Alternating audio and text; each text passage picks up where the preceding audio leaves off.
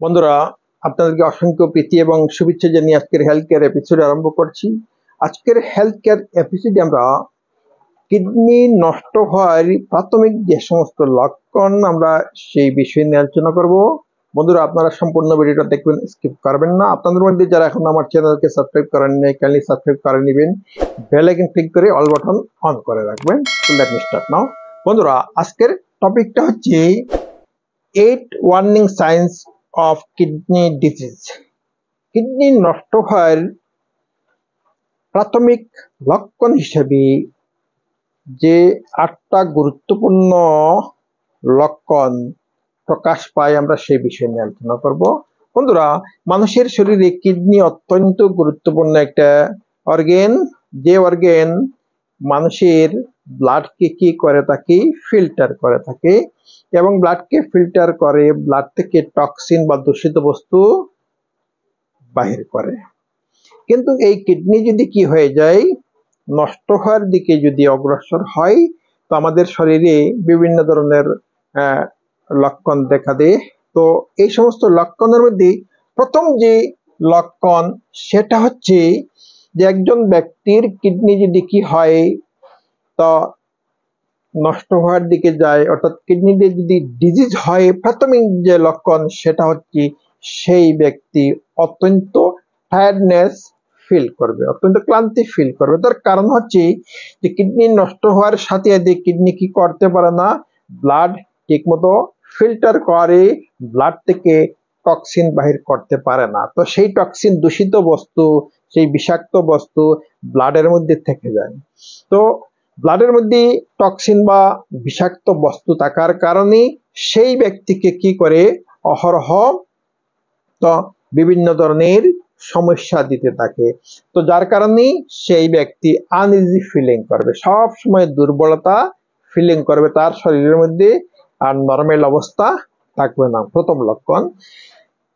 Second যে লক্ষণ সেটা হচ্ছে সেই ব্যক্তি ঠিকমতো ঘুমাতে পারবে না, তার স্লিপিং এর মধ্যে অনেকটা সমস্যা দেখা দেবে। পূর্বে যেরকম সাউন্ড স্লিপ হতো, তো সেই সাউন্ড স্লিপ হবে না, তার ঘুমের মধ্যে সমস্যা হবে। তো প্রায় প্রতিদিন কি হবে, ঘুম ঠিকমতো হবে না, কম ঘুম হবে। তার কারণ হচ্ছে ব্লাডের মধ্যে টক্সিন জমে যাওয়া, কিডনি নষ্ট হওয়ার কারণে ব্লাড থেকে টক্সিন বাহির করতে না পারা। তো এই টক্সিন ব্লাডের মধ্যে থাকার কারণে কি হয়, তার মধ্যে যে অস্বস্তি ভাব ফিল অনুভূত হয়, তো সেই অস্বস্তি ভাবের কারণে কি হয়, তার স্লিপিংটা, তার ঘুমটা ঠিক মতো হয় না। 3 নম্বর যে লক্ষণ সেটা হচ্ছে সেই ব্যক্তির স্কিন কি হতে পারে, ড্রাই এবং ইচি স্কিন হতে পারে। অর্থাৎ তার স্কিনের মধ্যে কি হতে পারে, বিভিন্ন ধরনের তো স্কিন ডিজিজ হতে পারে। তারপরে তার স্কিনের মধ্যে তো অস্বস্তি ভাব হতে পারে, জ্বলন হতে পারে। তো বিভিন্ন ধরনের তো স্কিনের মধ্যে ডিজিজ, জ্বলন, ইনফেকশন ইত্যাদি হতে পারে। তাছাড়া স্কিন কি হতে পারে, ড্রাই হতে পারে। অর্থ হচ্ছে যে কিডনি কি করে, মানুষের শরীরের মধ্যে জলের যে ভারসাম্যতা সেটা রক্ষা করে। কিডনি যখন কি হয়, নষ্ট হয়ে যায়, তখন ঠিক মতো কি করতে পারে না, শরীরকে হাইড্রেট করে রাখতে পারে না। তো শরীরে কি হয়, জলের অভাব দেখা দেয়, যার কারণে কি হয়, কিডনি ড্রাই হয়ে যায়, কিডনি স্কিন ড্রাই হয়ে যায়। তো স্কিন কি হয়ে যায়, শুকিয়ে যায় এবং স্কিনের মধ্যে বিভিন্ন ধরনের ডিজিজ আরম্ভ হয়, স্কিনের মধ্যে জ্বলন আরম্ভ হয়, তো ইনফেকশন ইত্যাদি আরম্ভ হয়। তারপরে যে লক্ষণ, সেই লক্ষণটা হচ্ছে যে সেই ব্যক্তির কি হবে, ঘন ঘন প্রস্রাবের জন্য টয়লেটে যেতে হবে। অর্থাৎ পূর্বের তুলনায় অনেক বেশি ইউরিনেশন হবে, প্রস্রাবের জন্য টয়লেটে যেতে হবে, কিন্তু পর্যাপ্ত পরিমাণে কি হবে না, প্রস্রাব হবে না। সামান্য সামান্য প্রস্রাব হবে, কিন্তু ঘন ঘন প্রস্রাবের জন্য বাথরুমে যেতে হবে। তার কারণ হচ্ছে যে কিডনির যে ডিজিজ দেখা দেওয়ায় কিডনি প্রপারলি কি করতে পারে না, ফাংশন করতে পারে না। তো ব্লাড ঠিক মতো ফিল্টার করতে পারে না, টক্সিন তো ইউরিনের মাধ্যমে বাহির করতে না পারার কারণে ইররেগুলারিটি আরম্ভ হয়ে যায়, যার দরুন সেই ব্যক্তির কোন কোন প্রস্রাবের জন্য টয়লেটে যেতে হয়। তারপরে যে সমস্যা, সেই সমস্যাটা হচ্ছে সেই ব্যক্তির ব্লাডের মধ্যে ইউরিন আসতে পারে। যেমন এই যে ব্যাপার, ব্লাড কি হতে পারে, লাল কালারের হতে পারে, এর অর্থ হচ্ছে ব্লাডের মধ্যে ইউরিন আসতে পারে। অর্থাৎ কিডনি কি করে, ব্লাডকে ফিল্টার করে টক্সিন ইউরিনের মাধ্যমে বাহির করে, কিন্তু কিডনি যখন প্রপারলি ফিল্টার করতে পারে না, তখন কি হয়, রেড যে ব্লাড সেল আছে, সেই রেড ব্লাড সেল লিক হয়ে কি হয়, ইউরিনের মধ্যে ব্লাড এসে যায়।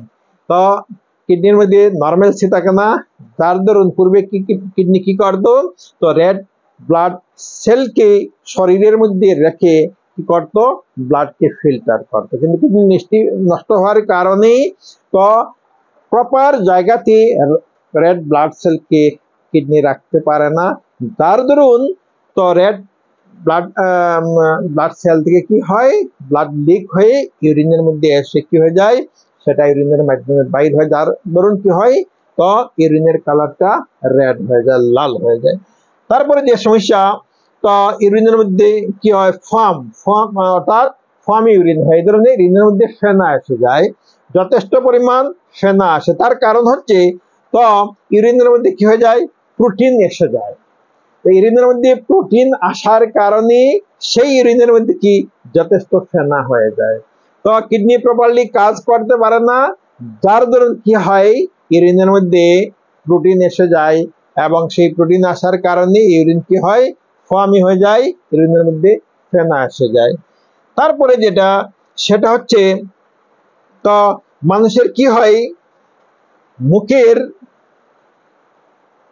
মুখ ফুলে যায়, চোখের কি হয়, চোখের উভয় দিক কি হয়ে যায়, ফুলে যায়। তো এইভাবে চোখের উপর দিকে এবং নিচ দিক কি হয়ে যায়, ফুলে যায়। তার কারণ হচ্ছে, তো ইউরিনের মধ্যে কি হয়, যখন কি হয়ে যায়, প্রোটিন এসে যায়, প্রোটিন আসার কারণে কি হয়, মানুষের মুখে অথবা চোখের উভয় দিক কি হয়ে যায়, ফুলে যায়।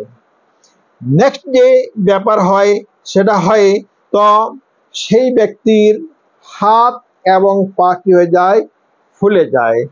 তো এইভাবে হাত এবং পা ফুলে যায়, তার কারণ হচ্ছে কি, তো কিডনি কি করতে পারে না, বিভিন্ন ধরনের মিনারেলসের মধ্যে ব্যালেন্স রাখতে পারে না, যার দরুন কি হয়, সোডিয়াম, তো বিভিন্ন অর্গানে কি হয়ে যায়, সোডিয়ামের পরিমাণটা বেড়ে যায়। যখন হাত এবং পার মধ্যে কি হয়, সোডিয়ামের পরিমাণটা বেড়ে যায়, তখন হাত এবং পা কি হয়ে যায়, ফুলে যায়। তো এই হলো যে কিডনি যখন নষ্ট হয় তার প্রাথমিক লক্ষণ সমূহ।